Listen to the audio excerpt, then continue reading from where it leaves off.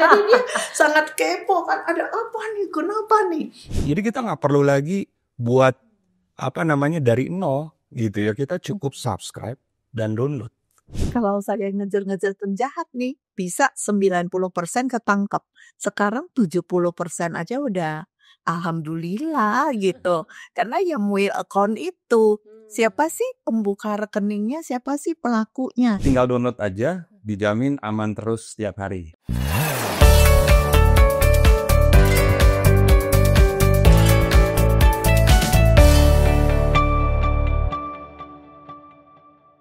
Nah Bu Wani, dengan tantangan dan kerentanan di era saat ini nih Bu, kalau terjadi kerugian pada nasabah, contohnya yang tadi misalnya ternyata ya ada serangan dan mungkin dia juga lalai sebagai nasabah gitu ya, apakah bisa diganti Bu sebenarnya sama BCA? Dan karena pasti kan banyak yang bertanya-tanya nih, mungkin nasabah melihatnya dia kan sedang diserang gitu Bu, biasanya BCA merespon seperti apa tuh? Gak cuman BCA kali ya, Oh iya, bank lah ya. Kita kalau misalnya lihat kejahatan itu terjadinya seperti apa. Kalau dia memang tidak melakukan apa-apa seperti zaman dulu kena skimming, dia kan tidak tahu mesin kita sudah dipasang alat scam kayak gitu kan, dia tidak tahu. Nah itu bank mengganti 100% karena kesalahan tidak pada nasabah. Tetapi kalau misalnya kayak tadi di telepon orang yang ngaku-ngaku dari BCA, halo BCA, terus minta OTP dan segala macam, itu harus tanggung jawab nasabah sendiri karena dia yang memberikan kode-kode kepada si penjahat. Jadi gini, kalau kejahatan itu karena sistemnya BCA yang lemah, sistem BCA yang salah, itu nasabah diganti. Atau karena bank lah, ada oknum bank yang menipu seperti itu BCA menggantikan.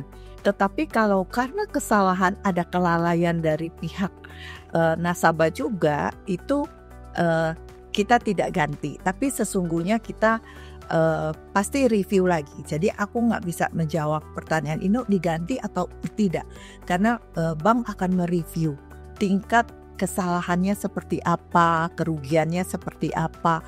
Bisa juga mungkin bank tidak ganti semua, bank juga bisa ganti 50-50, atau bank ganti semua. Itu berdasarkan case by case dari bank. Tidak cuma BCA tapi semua bank pasti seperti itu, melakukan ambil kebijakan berapa total kerugian, berapa yang harus kita ya pakai hati juga lah pengambilan keputusan yang bijak gitu. Betul, karena memang case by case biasanya terjadi ya Bu ya. Jadi harus karena juga dulu susah sih, kadang-kadang masyarakat juga memikirkan, wah kalau rekening BCA pasti terpercaya nih, kalau rekening BUMN pasti terpercaya nih, kita setor aja, misalnya ada penipuan online gitu. Jadi kalau kami tertipu, kita tinggal minta aja sama bank ganti ke kita. Nah itu pemikiran di masyarakat. Tapi kondisi sesungguhnya banyak juga wheel account. Wheel account itu adalah rekening, bukan rekening palsu, rekening yang benar-benar dibuka tapi untuk penampungan kejahatan, untuk dijual lagi gitu. Sehingga sebenarnya mempersulit kita penangkapan penjahat juga. Pas kita tangkap, wah ternyata bukan pelakunya, wah cuma tukang parkir doang, wah tukang penjual gado-gado doang. Nah itu kalau dulu, kalau saya ngejar-ngejar penjahat nih, bisa 90% ketangkep. Sekarang 70% aja udah alhamdulillah gitu. Karena yang wheel account itu, siapa sih pembuka rekeningnya, siapa sih pelakunya. Kalau dulu kan gampang ya, tuh masih cupu penjahatnya, nipu orang masuk ke rekening dia sendiri. Dan sekarang udah masuk entah ke rekening mana. Kemudian juga setelah masuk juga udah langsung dipindah-pindahkan per detik, udah dipindah-pindahkan dari BCA ke Mandiri, Mandiri ke Tokopedia, Tokopedia truk kripto. Wah, udah gimana tuh? Nah seperti itu sih. Jadi ya by review lah, case by case. Betul. Oke, baik. Tadi kan kita sudah dapat cerita dari Bu Wani juga, bagaimana penangkapan mungkin pelaku-pelaku ya Bu ya. Nah Bu, saya mau ke Pak Limtar dulu nih Pak.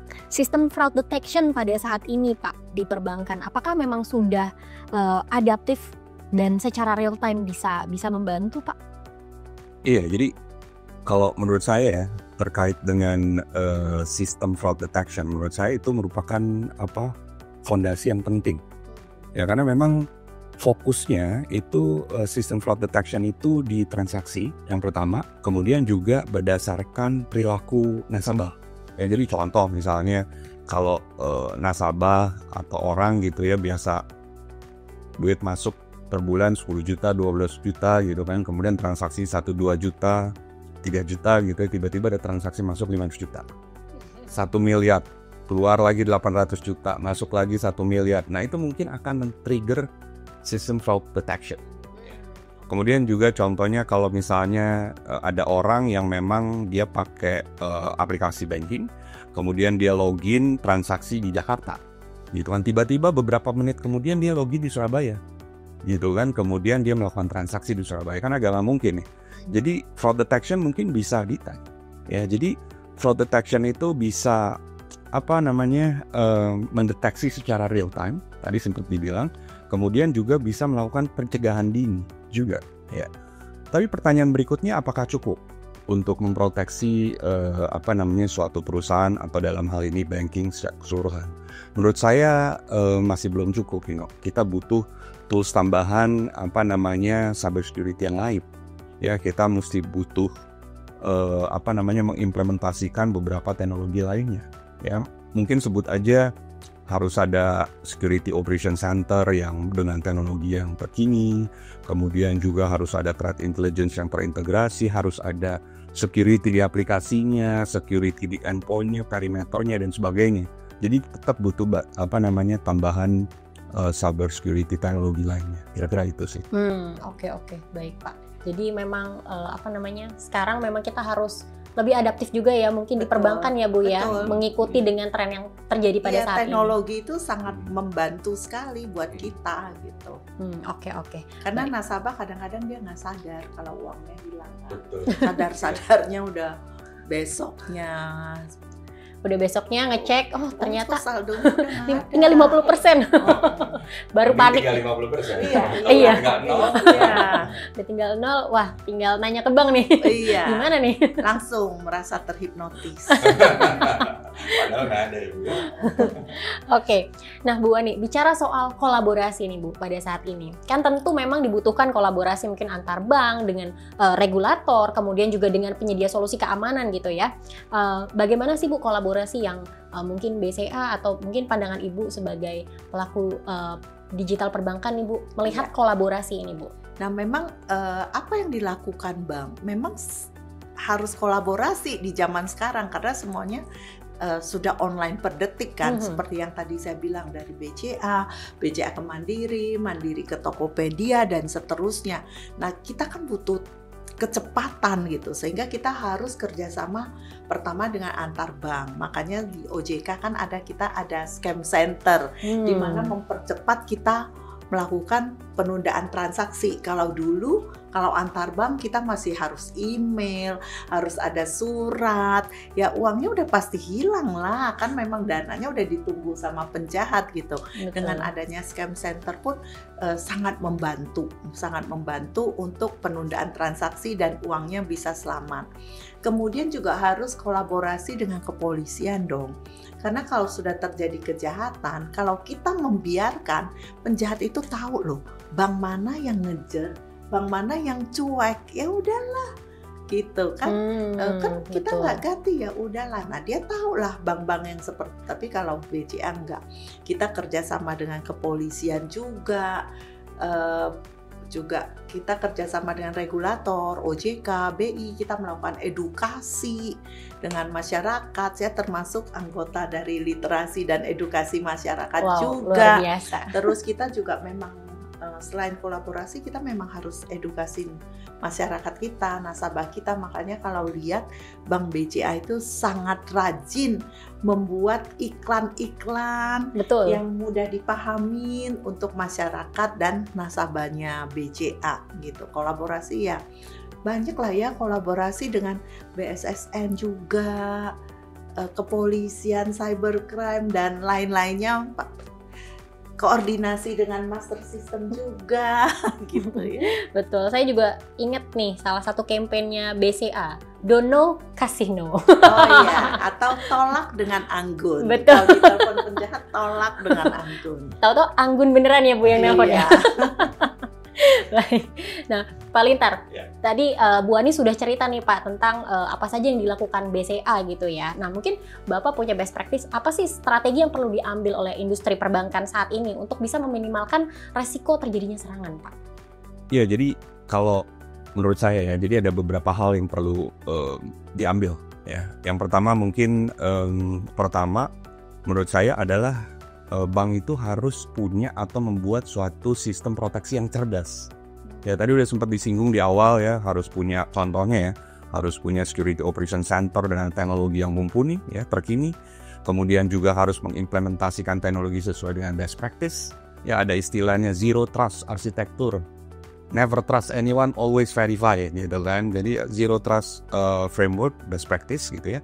Itu yang pertama, sistem yang cerdas. Yang kedua tadi yang sempat dibilang, melibatkan semua pihak, kolaborasi dengan pemerintah, kolaborasi dengan kepolisian, kolaborasi dengan regulator, OJK, Bank Indonesia, kolaborasi dengan service provider, telco dan sebagainya, ya kan? Kemudian juga edukasi ke customer, selalu edukasi ke customer, baik lewat digital channel maupun lewat channel-channel lainnya, gitu ya. Itu yang kedua. Dan menurut saya yang ketiga adalah harus mengadopsi pola pikir yang siap siaga dan adaptif. Ya, jadi pada saat mengimplementasikan suatu sistem proteksi harus end to end.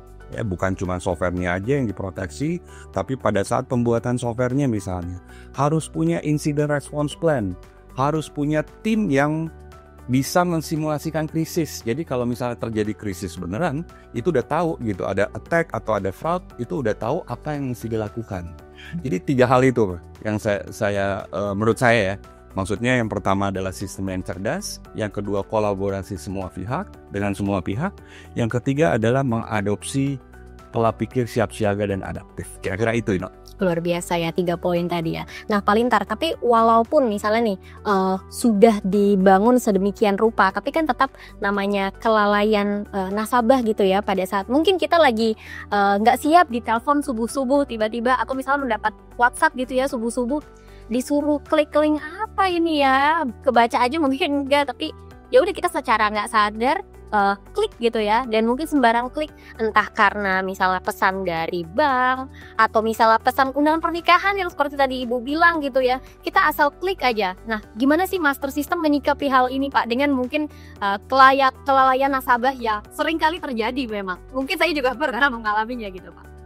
Iya, jadi kalau kita perhatiin nih bahwa memang cyber attack yang tadi sempat dibilang Ino ya, khususnya mengincar mobile aplikasi, mobile user itu banyak banget, khususnya di Indonesia. Ya, jadi yang modusnya macam-macam. Modusnya mulai dari phishing menggunakan URL, ya kan? Dia menginsert URL seakan-akan dari institusi tertentu gitu, dari bank, institusi pemerintah gitu. Tadi sempat di awal disinggung fake BTS ya, fake BTS menginsert seakan-akan dari institusi yang eligible gitu, dari bank atau Disdukcapil yang terakhir tuh ada beritanya ya kan. Kemudian juga modus lainnya yang mendistribusikan phishing lewat WhatsApp, email yang isinya seakan-akan PDF file, padahal dalamnya malware, ya kan, undangan pernikahan lah, data bank lah, data pajak lah, BPJS, begitu diinstal ternyata malware, tiba-tiba merusak, ya, atau ada motif funds di belakangnya, gitu ya. Nah, dalam hal ini master system itu kita buat satu aplikasi, namanya Aman Terus. Jadi Aman Terus itu bisa di-download di Play Store Android. Jadi versi pertama itu versi yang di Play Store. Nanti dalam waktu dekat akan rilis yang versi iOS ya, untuk versi iPhone-nya. Jadi Aman Terus itu adalah mobile apps, mobile aplikasi yang bisa memproteksi mobile user dari ancaman cyber attack seperti URL phishing, seperti malware, seperti hacking dan lainnya. Khusus di mobile apps ya. Jadi dia bisa memproteksi, tinggal download aja, dijamin aman terus setiap hari gitu. Aku udah punya. Oh, udah punya ya, udah punya ya. Udah punya ya. Tapi pertanyaan berikutnya mungkin bedanya apa sih sama anti malware yang ada di luar sana? Jadi hasil riset tim kita itu ternyata bahwa cyber attack itu ada kearifan lokal juga. Bukan cuma budaya aja yang punya kearifan lokal. Jadi cyber attack itu benar-benar modusnya sangat Indonesia banget gitu ya. Mekanisme atau teknik URL phishing-nya itu sangat Indonesia banget. Malware-nya juga sangat Indonesia banget. Jadi Aman Terus itu bisa memproteksi attack-attack semacam itu. Yang mungkin aja ya, yang mungkin anti malware yang dibuat di luar sana itu tidak bisa mendeteksi ancaman seperti berikut. Itu sih. Oke. Jadi luar biasa, tinggal kita download di handphone kita dan kita bisa dapat notifikasi real time mungkin ya Pak ya. Notifikasi real time juga. Oke. Iya. Jadi kita nggak keburu asal klik gitu. Betul. Kita kan suka langsung apa-apa ada pesan apa nih? Nah, kepompong itu. Kepo dan rempong ya Bu. Kepo dan Rempong. rempong. Iya, betul sekali Pak. Memang itu sangat dibutuhkan ya, apalagi untuk generasi yang mungkin masih belum bisa membedakan ini fake atau enggak ya, ini beneran dari bank atau enggak ya, ini beneran undangan pernikahan teman saya atau enggak ya. Betul, iya. Jadi bisa digunakan aplikasi Aman Terus. Nah mungkin terakhir nih untuk Bu Wani. Bu Wani mungkin ada tips-tips untuk nasabah nih Bu, supaya bisa terhindar dari serangan-serangan semacam itu Bu, dari sisi BCA mungkin Bu? Oh ya, kalau dari sisi BCA ya, setiap kita harus sadar bahwa uang kita itu adalah tanggung jawab kita dan bank juga. Jangan menyerahkan, kan aku sudah menabung di BCA dong tanggung jawab. Aku kan sudah menabung di Bank Mandiri dong bertanggung jawab. Tidak bisa, itu harus tanggung jawab kita bersama. Bank pasti akan menjaga uangmu dengan baik, tapi nasabah juga harus jaga privacy data-datanya sendiri juga. Jangan berikan kepada orang lain. Jangan mudah panik. Jadi membeli sebuah produk, dia harus tahu apa yang boleh dilakukan dan apa yang tidak boleh dilakukan. Jadi kadang-kadang nasabah tidak tahu fungsinya apa, pokoknya ngasih aja. Nah itu seperti itulah. Jadi harus sama-sama tahu dan yang berikutnya apa tadi, download Aman Terus. Download Aman Terus. Download Aman Terus biar aman terus. Oke, baik, terima kasih banyak Bu Wani, Pak Lintar sudah membagikan insight yang luar biasa sekali ya. Nanti saya mengutip dari Bu Wani ya, bahwa keamanan digital perbankan itu adalah keamanan tanggung jawab kita semua, bukan Betul. bank. Jadi kita juga sebagai nasabah harus bertanggung jawab atas apa yang kita lakukan gitu ya. Kita harus bijak terhadap apapun yang kita lakukan. Mungkin juga dengan download Aman Terus supaya kita nggak asal klik ketika ada link-link sembarangan yang masuk ke device kita gitu ya. Sekali lagi terima kasih Bu Wani dan Pak Lintar dari Ciseo. Terima kasih untuk Mas Riyad semua yang sudah menyaksikan Master Talk pada hari ini. Jangan lupa subscribe, like, komen, dan share ke seluruh sosial media yang kamu punya. Saya Ino pamit undur diri, Master Talk, Inspiration Talk with the Master. Sampai ketemu di episode selanjutnya. Sampai ketemu.